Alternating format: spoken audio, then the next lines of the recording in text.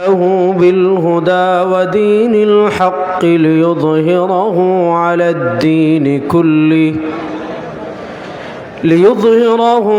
الدين كله ولو كره الكافرون.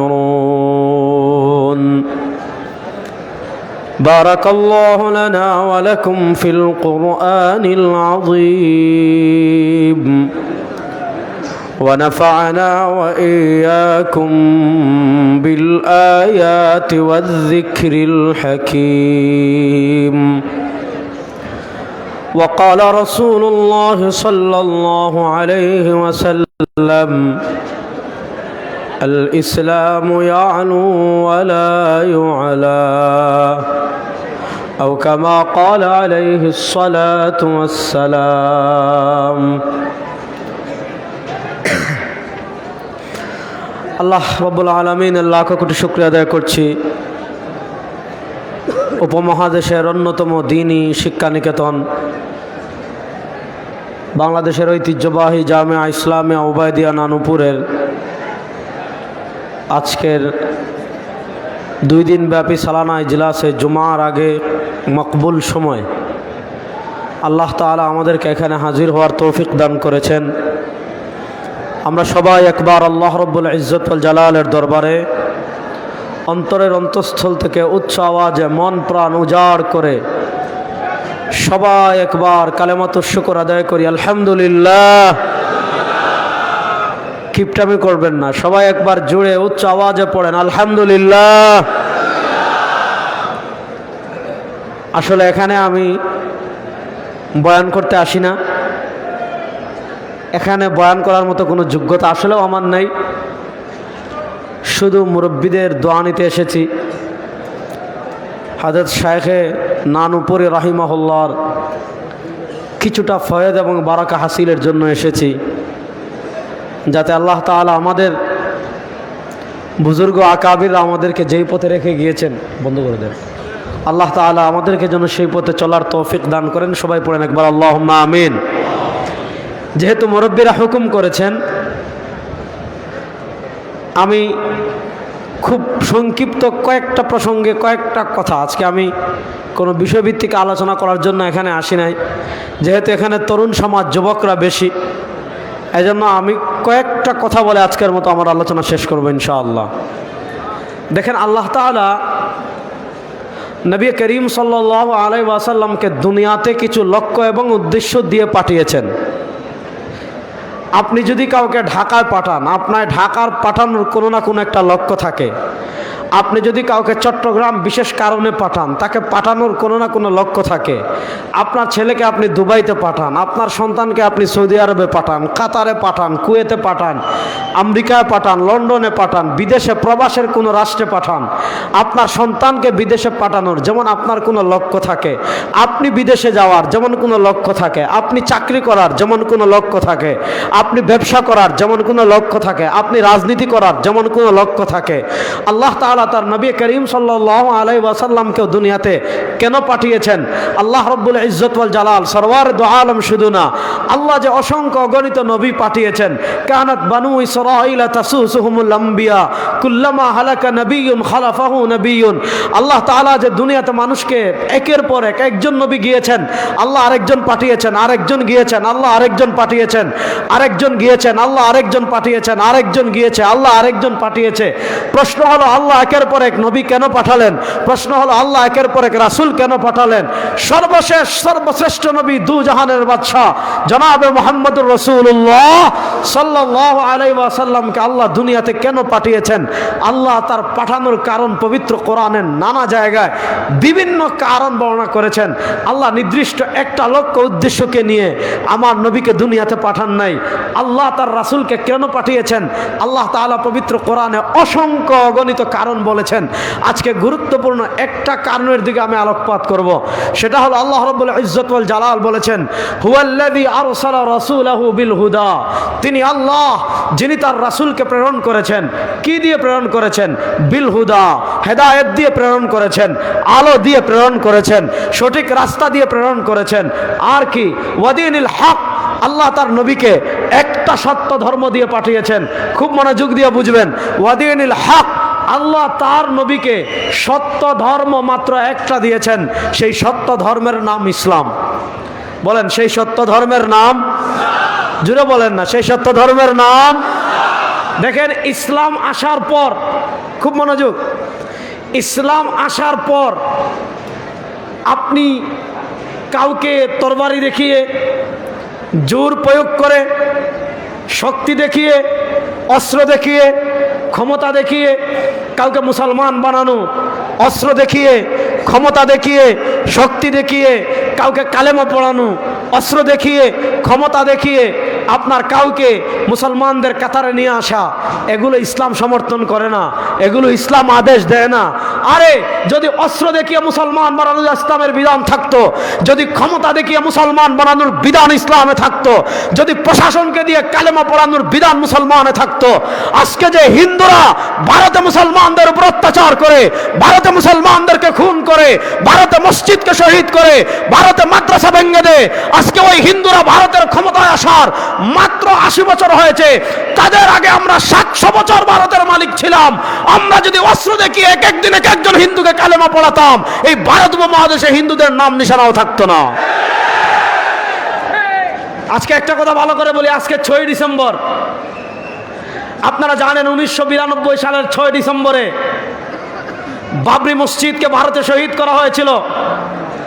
আজকে বাংলাদেশে যারা সংখ্যালঘু নির্যাতনের কথা বলে, ভারতের যে সকল সাংবাদিক নামক জানোয়ার গরুর পেশাব খেয়ে, গরুর গোবর খেয়ে যারা বাংলাদেশের বিরুদ্ধে অপপ্রচার করছে, বলা হচ্ছে বাংলাদেশে হিন্দুদেরকে নিপীড়ন করা হচ্ছে, মন্দির ভেঙে দেওয়া হচ্ছে, অত্যাচার করা হচ্ছে, এইটা করা হচ্ছে, ওইটা করা হচ্ছে।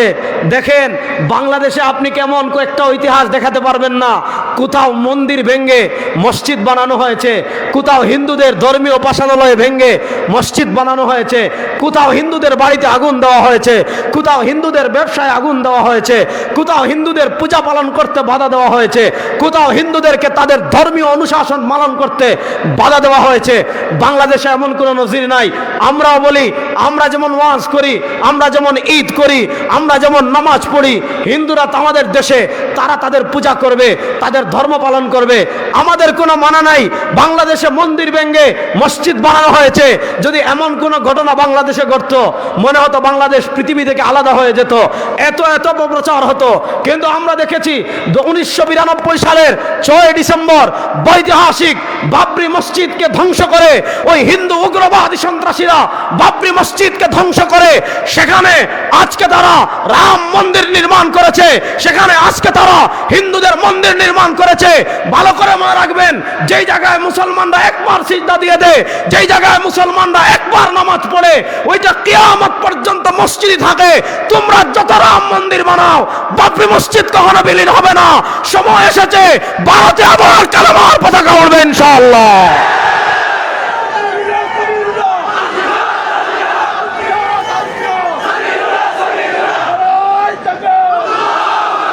কথা ভালো করে বুঝেন, ইসলাম ধর্ম আসার পর আল্লাহ রাব্বুল ইজ্জত ওয়াল জালালের কাছে একমাত্র মনোনীত ধর্মের নাম, আরে মুখ খুলে বলেন না, ইসলাম ধর্ম আসার পর আল্লাহ রাব্বুল ইজ্জত ওয়াল জালালের কাছে একমাত্র মনোনীত ধর্মের নাম। তুমি আর ধর্ম পালনের স্বাধীনতা আছে, তুমি মুসলমান না হও আমার কিছু যায় আসে না, তুমি হিন্দু থাকো, তুমি বৌদ্ধ থাকো, তুমি ইহুদি থাকো, তুমি খ্রিস্টান থাকো, কিন্তু একটা আকীদা একদম ক্লিয়ার থাকতে হবে। সেই একটা আকীদা কি জানেন? সেই এক আকীদা হলো, সেই এক আকীদা হলো ইন্নাদ-দীনা ইনদাল্লাহিল ইসলাম।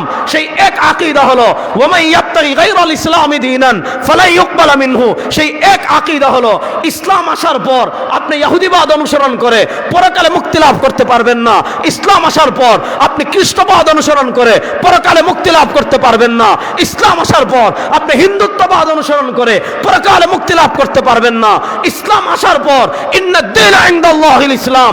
ইসলাম আসার পর পরকালে মুক্তি লাভ করার জন্য, ইসলাম আসার পর আল্লাহর সন্তুষ্টি অর্জন করার জন্য, ইসলাম আসার পর দুজাহানে সফল হওয়ার জন্য একমাত্র মুক্তির গ্যারান্টি ইসলাম।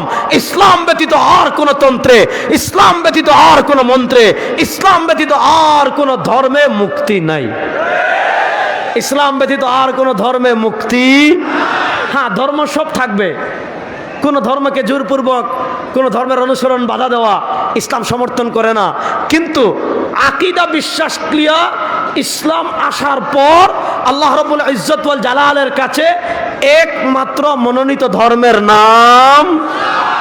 আসেন, এই আকীদায় তারা কেমনে বেজাল ঢুকায় এটা আমাকে বলি।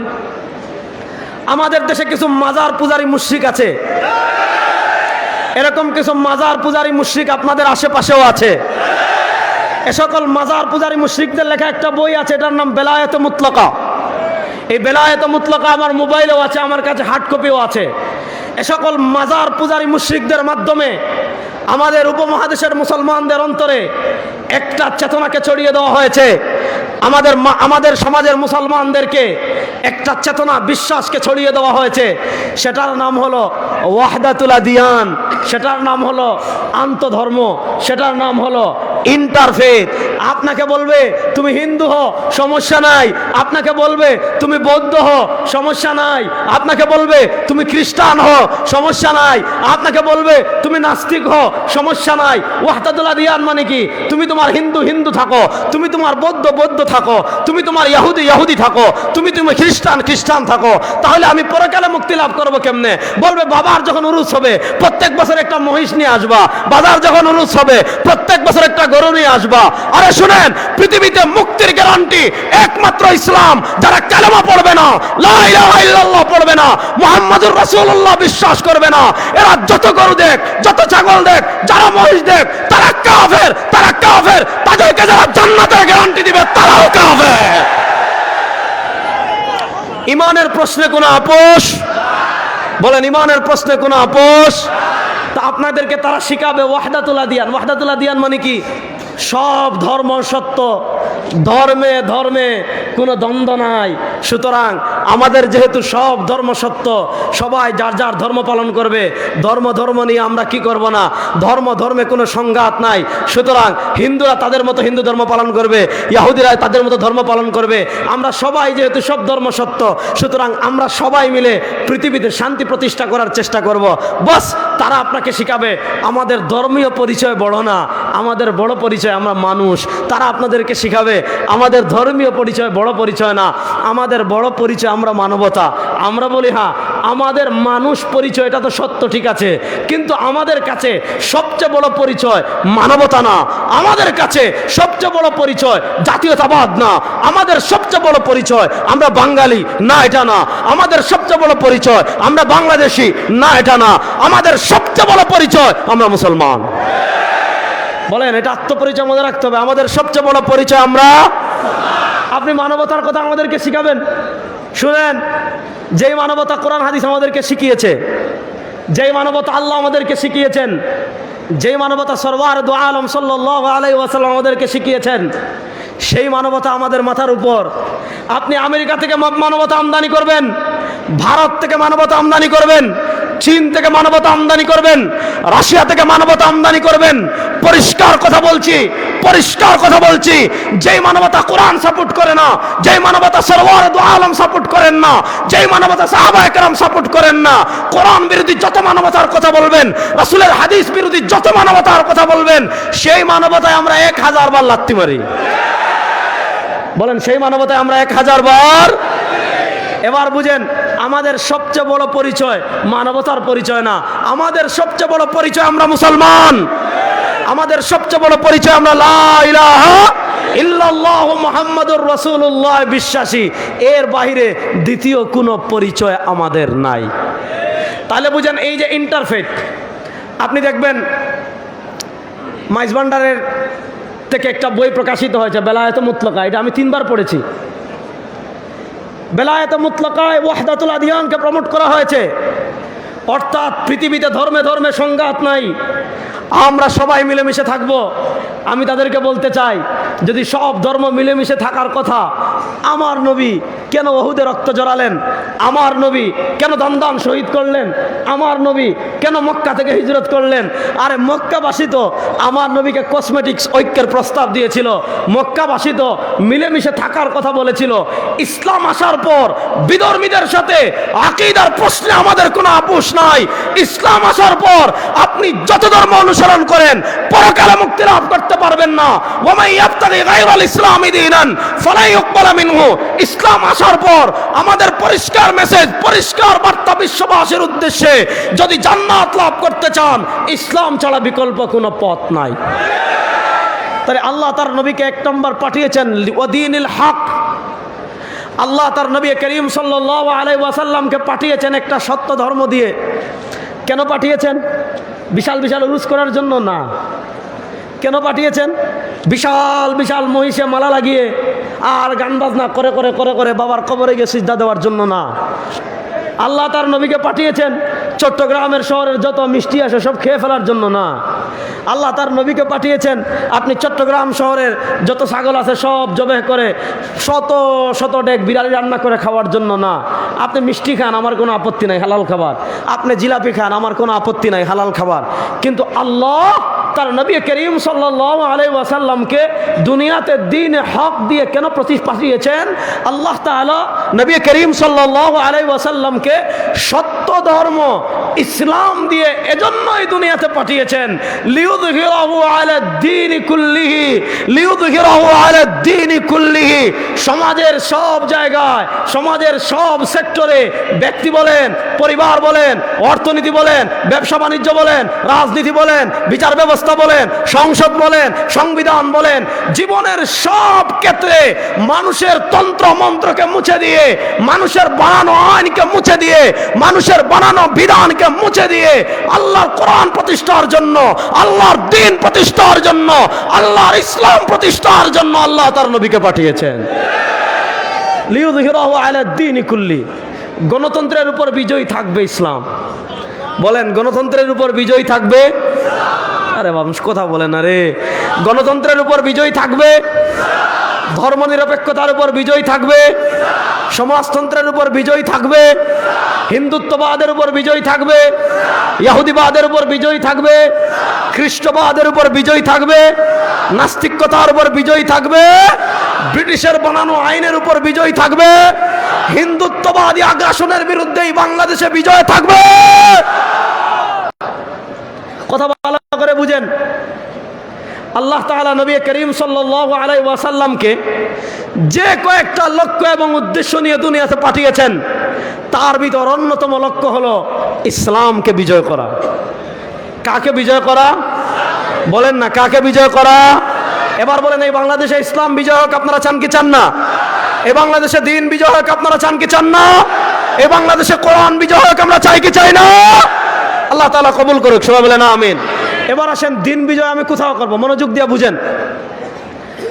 আমরা বর্তমান বাংলাদেশের মানুষের সবচেয়ে বড় পরাজয়ের জায়গাটা আমি আপনাদেরকে বুঝাই। শুধু বাংলাদেশের মানুষ না, মুফাক্কিরে ইসলাম মৌলানা সৈয়দ আবুল হাসান নদভী রাহিমাহুল্লাহ, আমরা কম বেশি তার কথা সবাই জানি।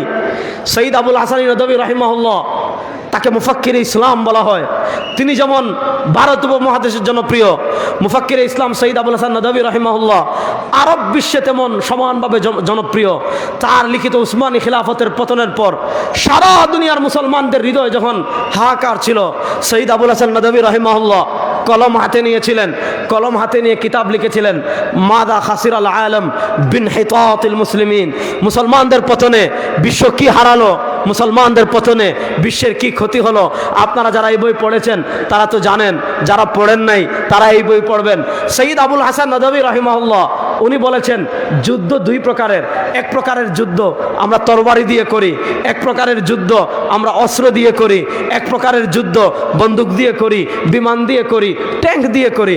দেখেন, ইসলামের 1450 বছরের ইতিহাস যদি আপনি দেখেন, ইসলামের 1450 বছরের ইতিহাসে তরবারির যুদ্ধে বেশিরভাগ সময় আমরা জয়লাভ করেছি, কখনো আমরা পরাজিত হয়েছি। কিন্তু পরাজিত হওয়ার পর আমরা বুক টান করে দাঁড়াতে আমরা বেশি দিন সময় নেই নাই।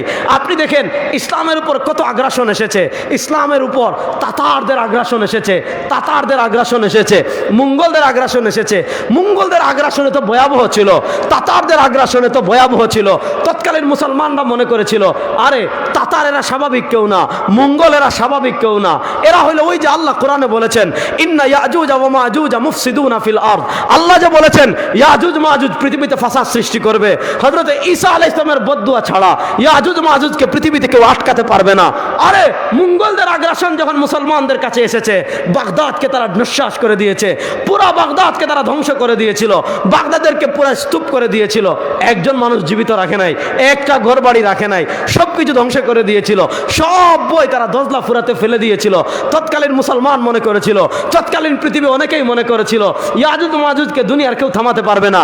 ওই ইয়াজুজ মাজুজই হলো কি ওই আপনার হলো মঙ্গলরা। ওই তাতারদের ফিতনা মুসলমান বুক টান করে দাঁড়িয়ে গিয়েছে, তাতারদের স্রোতকে মুসলমান থামিয়ে দিয়েছে, রক্ত দিয়ে থামিয়ে দিয়েছে, জীবন দিয়ে থামিয়ে দিয়েছে, জিহাদ করে থামিয়ে দিয়েছে। তাতারদেরকেও মুসলমান বুঝিয়ে দিয়েছিল আরে তাতারদের সৈন্য থাকতে পারে, ক্ষমতা থাকতে পারে, অস্ত্র থাকতে পারে, সংখ্যা তারা হাজার হাজার হতে পারে, লক্ষ লক্ষ হতে পারে, কিন্তু যাদের অন্তরে ঈমান আছে তাদেরকে পরাজিত করবে পৃথিবীতে এমন কোনো শক্তি নাই। তাতারদেরকে মুসলমান বুক টান করে আটকে দিয়েছে। আপনারা দেখেছেন ধর্মযুদ্ধের কথা জানেন, ক্রুসের যুদ্ধের কথা, ক্রুসের যুদ্ধ মুসলমান বুক টান করে আটকে দিয়েছে। সুলতান সালাউদ্দিন আইয়ুবী রাহিমাহুল্লাহর কথা আমরা জানি, সুলতান নুরউদ্দিন জঙ্গি রাহিমাহুল্লাহর কথা আমরা জানি, সুলতান ইমারউদ্দিন জঙ্গির কথা আমরা জানি, আমরা রুকনুদ্দিন বাইবার্সের কথা জানি। যারা আপনারা কি করেছিলেন, ক্রুসের যুদ্ধে মুসলমানদের নেতৃত্ব দিয়েছিলেন। সারা পৃথিবীর সম্মিলিত ইহুদি খ্রিস্টান শক্তি ক্রুসের যুদ্ধ করেছিল, মুসলমানদেরকে হারাতে পারে নাই। বেশিরভাগ যুদ্ধে মুসলমানরা জয়লাভ করেছে। এক যুদ্ধ এমন হয়েছে মুসলমানরা পরাজিত হয়েছে, কিন্তু পরাজিত হওয়ার পর মুসলমানরা বুক টান করে দাঁড়াতে, প্রতিশোধ নিতে সময় লাগে নাই। আপনি বর্তমান যুগে তরবারির যুদ্ধের কথাগুলো বলেন, আমি আপনাকে ইয়ারমুকের গল্প শোনালাম না, কাদসিয়ার গল্প শোনালাম না। মুসলমানদের সাথে বর্তমানেও ফাইটে যে খেলাগুলো হচ্ছে, ফাইটে যে যুদ্ধগুলো হয়েছে, আপনার আফগানিস্তানে দেখেন পৃথিবীর সুপার পাওয়ার আমেরিকার সাথে আমাদের তালেবান ভাইরা 20 বছর লড়াই করেছে, আমেরিকা পরাজিত হয়েছে, তালেবান বিজয়ী হয়েছে। আপনারা দেখেছেন ফিলিস্তিনে খেলা চলছে আজকে হলো 6 ডিসেম্বর, এই 7 অক্টোবরের আগের 7 অক্টোবর তুফান আল আকসা, তুফান আল আকসা শুরু হয়েছে 2023 সালের 7 অক্টোবর। আজকে দেখেন 2024 সালের 6 ডিসেম্বর, অর্থাৎ আগামীকাল তুফান আল আকসা শুরু হওয়ার 1 বছর 2 মাস পূর্ণ হবে। আপনি যুক্তি দিয়ে হিসাব মিলাতে পারবেন না, আপনি আধুনিক ক্যালকুলেটর দিয়ে হিসাব মিলাতে পারবেন না। আপনি কেমনে হিসাব মিলাবেন? পৃথিবীর সবচেয়ে বড় কারাগারের নাম হলো গাজা। এটার চতুর্দিকে ইসরায়েল কি দিয়েছে? কাঁটাতার দিয়ে রেখেছে, এমন ভয়াবহ কাঁটাতার দিয়ে রেখেছে যে আপনি কাঁটাতারে তারা বিদ্যুতের লাইন দিয়ে রেখেছে, আপনি কাঁটাতারে হাত দিলে কারেন্টে শর্ট খাবেন। কাঁটাতারে এমন আধুনিক অস্ত্র ব্যবহার করে রেখেছে যে আপনি কাঁটাতারের পাশ দিয়ে হাঁটলে সিগন্যাল বাজবে যে কেউ হাঁটতেছে। পুরা গাজা অবরুদ্ধ, আপনি চাইলেই গাজা থেকে বের হতে পারবেন না, আপনি চাইলেই গাজায় ঢুকতে পারবেন না। গাজায় ঢুকার মাত্র একটা গেট আছে মিশরের দিক থেকে, ওই গেট দিয়ে যদি গাজায় খাবার ঢুকে ইসরায়েলি সৈন্যরা আগে চেক করে, ওই গেট দিয়ে যদি গাজায় পানি ঢুকে ইসরায়েলি সৈন্যরা আগে চেক করে, ওই গেট দিয়ে গাজায় যদি পোশাক ঢুকে ইসরায়েলি সৈন্যরা আগে চেক করে। আপনি বুঝেন একটা পানির বোতল ইসরায়েলি সৈন্যদের চেকপোস্ট ছাড়া ঢুকতে পারে না, এক ট্রাক ত্রাণ ইসরায়েলি সৈন্যদের চেকপোস্ট অতিক্রম করা ছাড়া গাজায় ঢুকতে পারে না।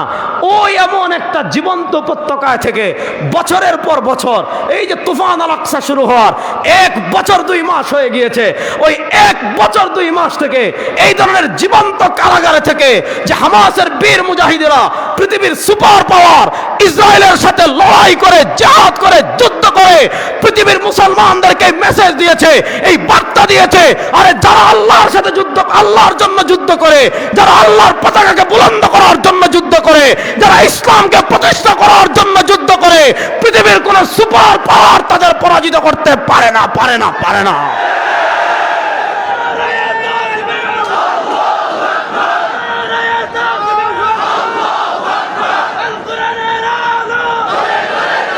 কথা ভালো করে বুঝেন। সুতরাং তরবারির খেলায় তারা আমাদের সাথে কখনো পারে নাই। আজকে যারা আমাদের পাশে বসে গরুর মুত খেয়ে আর গোবর খেয়ে যারা মনে করতেছেন চট্টগ্রামকে বাংলাদেশ থেকে আলাদা করে দিবেন, যারা মনে করেছেন চট্টগ্রাম দখল করবেন, যারা মনে করেছেন পার্বত্য চট্টগ্রাম দখল করবেন, যারা মনে করেছেন বাংলাদেশের মানচিত্রকে খণ্ড বিখণ্ড করবেন, আজকের এই নানুপুরের ময়দান থেকে পরিষ্কার ঘোষণা করছি, বাংলাদেশ দখলে আসলে একটাও জীবিত যেতে পারবেন না, সবার সাথে লড়াই হবে ইনশাআল্লাহ।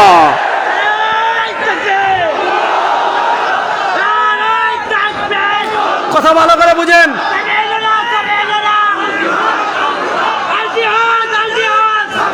কত বড় সাহস দেখেন, কত বড় সাহস। আমরা খাই গরুর দুধ, বলেন আমরা খাই গরুর, বলেন না আমরা খাই গরুর, আমরা খাই গরুর মগজ, আমরা গরুর কলিজা চিবিয়ে চিবিয়ে খাই, আমরা গরুর হাড্ডি চিবিয়ে চিবিয়ে খাই, আমরা গরুর মগজ চিবিয়ে চিবিয়ে খাই। আর এই বাংলাদেশ শুধু মুসলমানদের আবাস ভূমি না, এই বাংলাদেশে আল্লাহর সিংহরা বসবাস করে, এই বাংলাদেশে আল্লাহর ওয়ালিদের বাংলাদেশ। পরিষ্কার ঘোষণা করছি, আমেরিকা যেমন আফগানিস্তানে অভিযান পরিচালনা করে পরাজিত হয়েছে, এই বাংলাদেশের দিকে হাত বাড়ালে দিল্লির লাল কেল্লায় আবার কালেমার পতাকা উঠবে ইনশাআল্লাহ।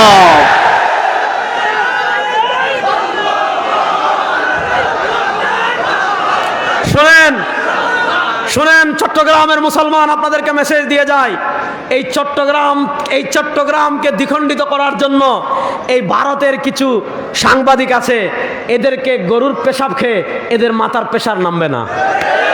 আমি ওই দিন বলে আসছি ভুলায়, যে ভুলায় বড় বড় মহিষ আছে, চট্টগ্রামে আছে কিনা আমি জানি না, ভুলায় মনপুরায় গিয়ে দেখেছি এত বিশাল বিশাল মহিষ, একটা একসাথে 7-8 কেজি পেশাব করে।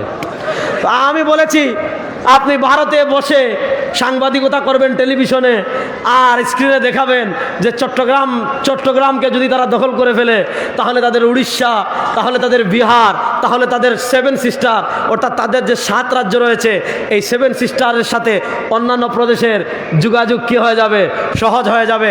আমি বলেছি শুনেন, চট্টগ্রাম দখল করার চিন্তা বাদ দিয়ে কাজ করেন, ওই যে আমাদের মনপুরায় যে মহিষগুলায় 7-8 কেজি পেশাব করে, ওদের মুত খান ইনশাআল্লাহ। বলেন এই বাংলাদেশ দখল করবেন, আফগানিস্তানে আমেরিকার যে পরিণতি হয়েছে, এই বাংলাদেশের দিকে হাত বাড়ালে আপনাদের একই পরিণতি হবে ইনশাআল্লাহ। ইনশাআল্লাহ বলেন। আমি যুবকদেরকে বলতে চাই, এই বাংলাদেশের দিকে যদি কেউ হাত বাড়াতে চায়, এই বাংলাদেশকে কেউ যদি দখল করতে চায়, এই বাংলাদেশকে কেউ যদি অস্থির করতে চায়, এই মানচিত্রের দিকে যদি কেউ আঙ্গুল তুলতে চায়, সেই হাতকে ভেঙে দেওয়ার জন্য বীর চট্টগ্রাম মুসলমানরা প্রস্তুত আছে না ইনশাআল্লাহ। আমরা কোনো মুসলমানের বেটা আমাদের সাথে খেলবা না। আরে আমরা তো সেই জাতি, মাত্র 313 জন 1000-এর বিরুদ্ধে খেলেছি বদরে। আমরা তো সেই জাতি যারা মাত্র 3000 জন 50,000-এর বিরুদ্ধে খেলেছে মুতায়। আমরা তো সেই জাতি যারা মাত্র 10,000 1.5 লাখের বিরুদ্ধে খেলেছে ইয়ারমুকে। আমরা তো সেই জাতি 50,000 যারা 3 লক্ষের বিরুদ্ধে খেলেছে কাদসিয়ায়। আরে ভারতকে বলবো, তোমাদের সৈন্য বেশিও থাকতে পারে, তোমাদের অস্ত্র বেশি থাকতে পারে, কিন্তু আমাদের একটা অস্ত্র আছে, সেই অস্ত্র হলো আল্লাহু আকবার।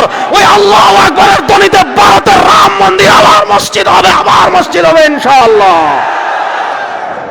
তাহলে এবার ভালো করে বুঝেন, তরবারির যুদ্ধে তারা আমাদের সাথে কখনো পারে নাই, এখনো যদি ঘোষণা দিয়ে আজকে দেখেন ইসকন কি বলবো, আমাদের এই চট্টগ্রাম ওলি আল্লাহর পুণ্যভূমি চট্টগ্রাম, এটা আল্লামা আহমদ শফি রহিমাহুল্লাহ পুরা পৃথিবীর মুসলমানদের যিনি অন্যতম নেতৃত্ব দিয়েছিলেন, আল্লামা আহমদ শফি রহিমাহুল্লাহর এই চট্টগ্রাম, আল্লামা জুনায়েদ বাবনগরী রহিমাহুল্লাহর স্মৃতি বিজড়িত এই চট্টগ্রাম, আল্লাহর কুতবুল আলম আল্লামা জমির উদ্দিন নানুপুরি রহিমাহুল্লাহর স্মৃতি বিজড়িত এই চট্টগ্রাম। এই চট্টগ্রামের আদালতে তারা প্রকাশ্যে দিবালুকে আমার এক মুসলিম ভাইকে তারা জবেহ করে হত্যা করেছে ইসকন। আমি ওই দিন ঢাকায় বলেছি যে ইসকন আমাদের হাতের ময়লা। হাতের ময়লা বুঝেন, হাতের ময়লা পরিষ্কার করতে 2 মিনিট লাগে না, ইসকনকে কিচ্ছু করা লাগবে না। আমরা বাংলাদেশের মুসলমানরা যদি পেশাব করি, ইসকনকে ওই দিল্লিতে পড়বে। দেখেন, আমরা একটা কথা খুব ভালো করে বুঝেন মুসলমান, ধর্মীয় সম্প্রীতি আমাদের দেশে আমরা যে পরিমাণ রক্ষা করি, পৃথিবীর কোনো রাষ্ট্রের নজির পাবেন না। আপনি এখান থেকে যাবেন মেইন রাস্তা দিয়ে, আপনি হাটহাজারী মাদ্রাসা গেলে দেখবেন, হাটহাজারী মাদ্রাসা বাংলাদেশের সবচেয়ে বড় মাদ্রাসার একটা, উম্মুল মাদারিস আমাদের। হাটহাজারী মাদ্রাসার মসজিদের মিম্বর আর হিন্দুদের মন্দিরের একসাথে। আপনারা বাংলাদেশে 52 বছর থেকে যারা পুরা বাংলাদেশ পেয়েছেন, যারা 71 দেখেছেন, আপনারা বলেন, যারা এই যুগের আছেন তারাও বলেন, আপনারা কখনো দেখেছেন হাটহাজারী মাদ্রাসা থেকে একটা পাথর কখনো হিন্দুদের মন্দিরে মারা হয়েছে? বলেন, হিন্দুদের মন্দিরে মারা হয়েছে? মারা হয় নাই। ধর্মীয় সম্প্রীতি আমরা সবচেয়ে বেশি রক্ষা করি। এটা বাংলাদেশের সরকারের যতটা অবদান, তার চেয়ে বেশি অবদান হলে দেশের আলেমদের, তার চেয়ে বেশি অবদান হলে দেশের পীর মাশায়েখদের। তারা মানুষদেরকে বুঝিয়েছেন, শান্তির বার্তা দিয়েছেন, মানুষ খুব শান্ত আছে, কোনো সমস্যা নাই, কোনো মন্দিরের উপর কখনো হামলা করা হয় নাই। 5 আগস্টে যখন ফ্যাসিস্ট আওয়ামী লীগের বিদায় হলো, 5 আগস্টে যখন ফ্যাসিস্ট আওয়ামী লীগের পতন হলো, মানুষ মনে করেছিল আওয়ামী লীগ হিন্দু লীগ হয়ে মন্দিরে আক্রমণ করে এদেশে ধর্মীয় দাঙ্গা লাগাতে পারে। বাংলাদেশের আপামর মুসলমান মন্দির পাহারা দিয়েছিল যাতে ধর্মীয় সম্প্রীতি নষ্ট না হয়, যাতে ধর্মীয় দাঙ্গা নষ্ট না হয়। বাংলাদেশে হিন্দুরা পূজা করবে, আমাদের কোনো সমস্যা নাই। হিন্দুরা তাদের ধর্ম পালন করবে, আমাদের কোনো সমস্যা নাই। আমরা এটা নিয়ে মাথাও ঘামাই না। রাষ্ট্র তাদের নিরাপত্তা দিবে, তারা যেভাবে ইচ্ছা তাদের ধর্ম পালন করবে। কিন্তু ভালো করে বুঝেন, সাধারণ হিন্দু আর ইসকন এক কথা নয়, সাধারণ হিন্দু আর উগ্র হিন্দু এক কথা নয়। বাংলাদেশের হিন্দুরা, আমরা যেহেতু সংখ্যাগরিষ্ঠ মুসলমান, বাংলাদেশের হিন্দুরা আমাদের মুসলমানদের কাছে আমানত।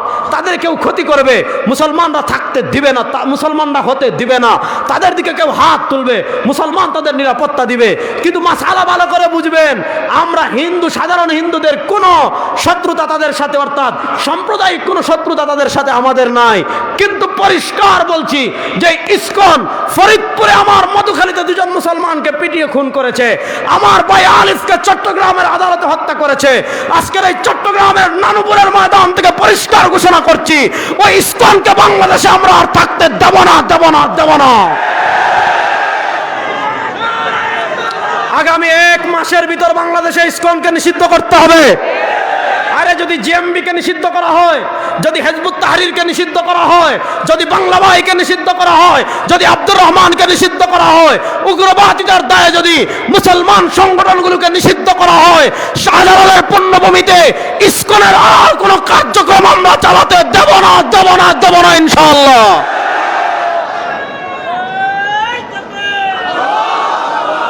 শুনেন, আমরা ধৈর্য ধরে আছি, খুব ভালো করে বুঝেন। আমার ভাইকে যারা হত্যা করেছে, এমন নৃশংস ঘটনা বাংলাদেশে আর হয় নাই। আপনারা কি মনে করেছেন এখন আওয়ামী লীগের আমল? আর আওয়ামী লীগের সময় আমার ভাইকে হত্যা করে তারা ঠিকতে পারে নাই। আর এই স্বাধীন নতুন বাংলাদেশে এসে আমার ভাই আলিফকে চট্টগ্রামে খুন করে ইসকন বাংলাদেশে থাকবে। বাংলাদেশের একজন কালেমা পড়া মুসলমান জীবিত থাকতে ইসকনকে এই জমিনে আর সহ্য করা হবে না। এখন সরকারের কাছে আমরা বলবো, আপনারা ইসকনকে নিষিদ্ধ করবেন কিনা বলেন, পরিষ্কার বলেন। যদি ইসকনকে নিষিদ্ধ না করেন, দেশের মুসলমান ইসকনকে নিষিদ্ধ করাতে আপনাদেরকে বাধ্য করবে ইনশাআল্লাহ। ইসকনের সাথে আমাদের কোনো আপোষ নাই। এই ইসকন হলো ভারতের 5টা গোলাম। এই ইসকনরা আমাদের দেশের মানচিত্র ভেঙে চট্টগ্রামকে, আপনারা জানেন চট্টগ্রামের একটা ছিল ইসকনের দালাল, সে তোমার কোথায় গিয়েছিল? পূজায় গেছিল, বুঝছেন? পূজায় গিয়ে নাচানাচি করতেছে, মূর্তির সামনে নাচানাচি করতেছে, আর বলতেছে কি জানেন, এদেশের আলেমদের মতো আমার ইমান কি এত দুর্বল যে মূর্তির সামনে দাঁড়াইলে, মূর্তির সামনে নাচানাচি করলে, মূর্তির সামনে এটা করলে আমার ইমান নষ্ট হয়ে যাবে।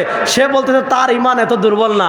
আমরা বলেছিলাম, আরে ইমান যাওয়া আসা, ইমান ভাঙ্গার প্রশ্ন আসবে, ইমান তো থাকলে বেটা, তোর তো ইমান নাই, ভাঙবে কি? তার তো ইমানই নেই, ভাঙবে কি? বুঝেন, এই চট্টগ্রামকে কেন্দ্র করে সবচেয়ে বেশি ষড়যন্ত্র করছে ইসকনরা। আমি চট্টলার বীর মুসলমান ভাইদেরকে বলে যাব, আপনারা সবাই সতর্ক থাকবেন তো ইনশাআল্লাহ। উগ্রবাদী হিন্দুদের, উগ্রবাদী ইসকনের সকল ষড়যন্ত্রকে রুখে দেওয়ার জন্য বাংলাদেশের বীর মুসলমান 24 ঘন্টা প্রস্তুত ইনশাআল্লাহ। যা কই কথা গেলাম, আমি বলছিলাম সৈয়দ আবুল হাসান নদভী রাহিমাহুল্লাহর কথা, যে একটা যুদ্ধ সরাসরি খেলায় তারা পারবে না। আর তারা যদি 100 কোটিও হয়, আমাদের 14 কোটি মুসলমানদের সাথে আসুক, খেলার জন্য আমরা প্রস্তুত ইনশাআল্লাহ। বলেন না ইনশাআল্লাহ? তাহলে একটা যুদ্ধ হলো তরবারির যুদ্ধ, যে যুদ্ধে তারা আমাদের সাথে পারে না। কিন্তু আরেকটা যুদ্ধ আছে, মনোযোগ, এটা বলে আমি আর বেশি সময় নেব না, একটু ধৈর্য ধরেন। আরেকটা যুদ্ধ আছে, সৈয়দ আবুল হাসান নাদভী রাহিমাহুল্লাহ বলেছেন আল গাজওয়াতুল ফিকরিয়া, চিন্তা যুদ্ধ। চিন্তা যুদ্ধ মানে কি? অর্থাৎ মুসলমানদের চিন্তার বদ্ধমূলে আঘাত করতে হবে, মুসলমানদের শিকড়ে আঘাত করতে হবে। মুসলমানদের শিকড়ে কেমনে আঘাত করবে? মুসলমানদের চিন্তায় কেমনে আঘাত করবে?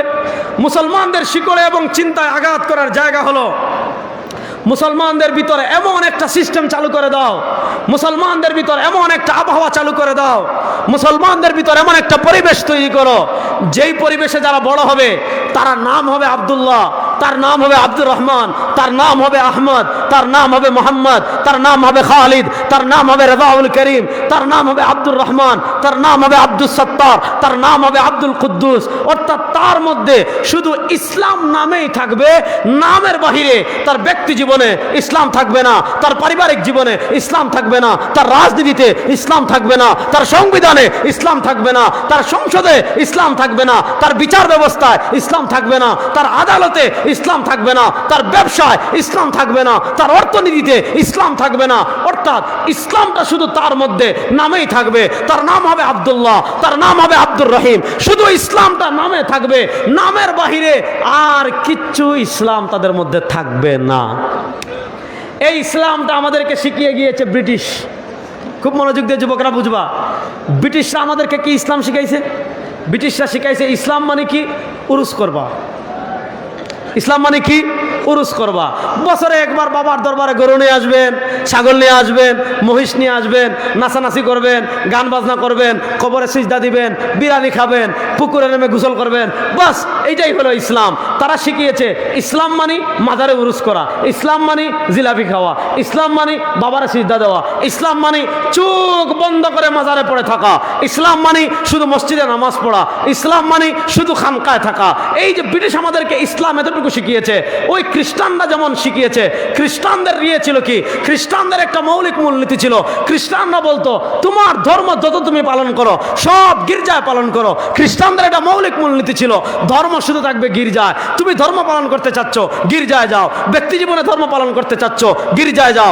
পরিবারে ধর্ম পালন করতে চাচ্ছ, গির্জায় যাও। তুমি 100 ধর্মীয় কিতাব মানতে চাচ্ছ, গির্জায় যাও। এই থিম ছিল খ্রিস্টানদের। খ্রিস্টানরা শুধু তাদের ধর্মীয় উপাসনালয় যেটা আছে, গির্জায় তাদের ধর্মকে রাখতে চাইতো। তাদের রাষ্ট্রে কোনো ধর্ম নাই, তাদের অর্থনীতিতে কোনো ধর্ম নাই, তাদের বিচার ব্যবস্থায় কোনো ধর্ম নাই, তাদের আদালতে কোনো ধর্ম নাই, তাদের রাষ্ট্রের কোনো সেক্টরে ধর্ম নাই। ওইটা হলো সেকুলারিজম চিন্তা। মুসলমানদেরকে তারা ওই চিন্তা ওইভাবে শিখিয়েছে। ধর্ম থাকবে মসজিদে, ধর্ম থাকবে মাজারে, ধর্ম থাকবে উরুসে, ধর্ম থাকবে বিরানির ডেক্সিতে, ধর্ম থাকবে শাহজালালের মাজারের দান বাক্সে, ধর্ম থাকবে খানজাহান আলীর মাজারের দান বাক্সে। তাহলে প্রশ্ন হলো সংসদে ধর্ম লাগবে না? তারা বলে না। অর্থনীতির ধর্ম লাগবে না? না। সংবিধানে ধর্ম লাগবে না? না। বিচার ব্যবস্থায় ধর্ম লাগবে না? না। রাষ্ট্রের কোনো সেক্টরে ধর্ম লাগবে না? না। শুনেন, ইসলাম ধর্ম আর অন্যান্য ধর্মের পার্থক্যের মৌলিক জায়গা হলো অন্যান্য ধর্ম শুধু ধর্মীয় উপাসনালয় তারা রাখে, আর ইসলাম দুনিয়াতে এসেছে শুধু মসজিদে থাকার জন্য না, ইসলাম দুনিয়াতে এসেছে শুধু মাজারে থাকার জন্য না, ইসলাম দুনিয়াতে এসেছে শুধু খানকায় থাকার জন্য না। ঘর থেকে, খানকা থেকে, মসজিদ থেকে সংসদ পর্যন্ত কোরআনের বাতি জ্বালানোর জন্য ইসলাম এসেছে। এবার বলেন, সংসদে ইসলামের দরকার নাই? আর আসতে বলেন, অর্থনীতিতে ইসলামের দরকার নাই? বিচার ব্যবস্থা ইসলামের দরকার নাই? এরপরে রাষ্ট্রের সব সেক্টরে আপনি রাষ্ট্র যখন পরিচালনা করবেন, সংবিধান লিখবেন, সংবিধানে ইসলামের দরকার নাই? তাহলে অন্যান্য ধর্ম আর আমাদের ধর্মের পার্থক্যের জায়গাটা বুঝেন। অন্যান্য ধর্মের লোকেরা তাদের ধর্মকে ধর্মীয় উপাসনালয়ের মধ্যেই বন্দী রাখে, আর ইসলাম শুধু মসজিদে বন্দী থাকার জন্য আসে নাই, ইসলাম শুধু মাজারে বন্দী থাকার জন্য আসে নাই, ইসলাম শুধু উরুস করার জন্য আসে নাই, ইসলাম শুধু গরু মহিষ হাদিয়া নেওয়ার জন্য আসে নাই। ইসলাম এসেছে ঘর থেকে নিয়ে সংসদ পর্যন্ত ইসলামকে বিজয় করার জন্য। এবার বলেন, বাংলাদেশের সংসদে ইসলাম বিজয়ক আপনারা চান কি চান না? কারা কারা চান? নারায়ে তাকবীর। বাংলাদেশের বিচার ব্যবস্থায় ইসলাম বিজয়ক আমরা চান কি চান না? বাংলাদেশের প্রত্যেকটা সেক্টর কোরআনের আলোয় প্রতিধ্বনিত, কোরআনের আলোয় পরিচালিত হোক, আপনারা চান কি চান না? এবার শুনেন একটা কথা, ইতিহাস বলে আমি শেষ করছি, মনোযোগ দিয়ে শুনেন। এই 52 বছরে আমাদের বাংলাদেশ পরিচালিত হয়েছে আল্লাহর আইনে না মানুষের আইনে? আচ্ছা, আমাদের একটা আকীদা, খুব ক্লিয়ারলি আকীদা বুঝবেন, আকীদায় কোনো ভেজাল রাখতে পারবেন না। আমল আপনি করতে পারছেন না, হয়তো আল্লাহ মাফ করে দিতে পারে, কিন্তু আকীদায় যদি ভেজাল থাকে আল্লাহ জীবনেও মাফ করবেন না। আমাদের পরিষ্কার আকীদা, সার্বভৌমত্বের মালিককে আল্লাহ, রাষ্ট্র বলেন, আরে ভাই জোরে বলেন, সার্বভৌমত্বের মালিককে। আমাদের আকীদা, কারো বাপ সার্বভৌমত্বের মালিক হতে পারে না, কারো আপা সার্বভৌমত্বের মালিক হতে পারে না, কারো নেতা সার্বভৌমত্বের মালিক হতে পারে না। আমরা বিশ্বাস করি সার্বভৌমত্বের মালিক একমাত্র। এবার বলেন, সার্বভৌমত্বের মালিক যদি আল্লাহ হয়, জমিনের মালিক যদি আল্লাহ হন, আসমানের মালিক যদি আল্লাহ হন, চন্দ্রের মালিক যদি আল্লাহ হন, সূর্যের মালিক যদি আল্লাহ হন, এবার আপনারা বলেন সার্বভৌমত্বের মালিক যদি আল্লাহ হন, এই জমিনে আইন চলবে কার? এই জুড়ে বলেন, এই জমিনে আইন চলবে কার? 52 বছর বাংলাদেশ আমরা দেখেছি ব্রিটিশের আইনে চলেছে। 52 বছর আমরা বাংলাদেশ দেখেছি মানুষের বানানো আইনে চলেছে। 52 বছর বাংলাদেশ আমরা দেখেছি বিভিন্ন নেতাদের তন্ত্রমন্ত্রে বাংলাদেশ পরিচালিত হয়েছে। আপনারা সাক্ষী দেন, এই 52 বছর বাংলাদেশে খুন বন্ধ হয়েছে? বড় আসতে বললেন। গুম বন্ধ হয়েছে, চুরি বন্ধ হয়েছে, ধর্ষণ বন্ধ হয়েছে, ডাকাতি বন্ধ হয়েছে। আপনি মানুষের বানানো আইন দিয়ে, আপনি মানুষের বানানো তন্ত্রমন্ত্র দিয়ে 52 বছর বাংলাদেশ পরিচালনা করেছেন। 52 বছর বাংলাদেশের মানুষ বিচার ব্যবস্থা দেখেছে, 52 বছর বাংলাদেশের মানুষ অর্থনীতি দেখেছে, 52 বছর বাংলাদেশের মানুষ রাষ্ট্র পরিচালনা দেখেছে। এদেশের মানুষের ভাগ্য পরিবর্তন হয় নাই, এদেশে চুরি বন্ধ হয় নাই, এদেশে ডাকাতি বন্ধ হয় নাই, এদেশে খুন বন্ধ হয় নাই, এদেশে গুম বন্ধ হয় নাই, এদেশে ডাকাতি বন্ধ হয় নাই, এদেশে টাকা পাচার বন্ধ হয় নাই, এদেশে অন্যায় বন্ধ হয় নাই, এদেশে জুলুম বন্ধ হয় নাই।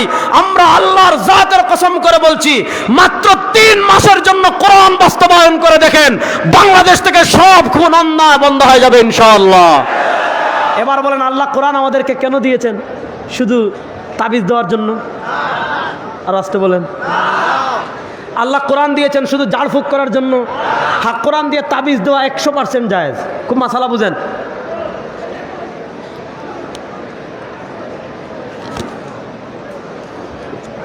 কোরআন দিয়ে তাবিজ দেওয়া 100% জায়েজ, কোরআন দিয়ে ঝাড়ফুঁক করা 100% জায়েজ, হালাল কাজ।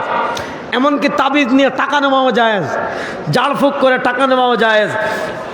কিন্তু আল্লাহ তাআলা কোরআন কেন দিয়েছেন? আল্লাহ তাআলা কোরআন দেন নাই শুধু তাবিজ লেখার জন্য, আল্লাহ তাআলা কোরআন দেন নাই শুধু আপনি ঝাড়ফুঁক করার জন্য।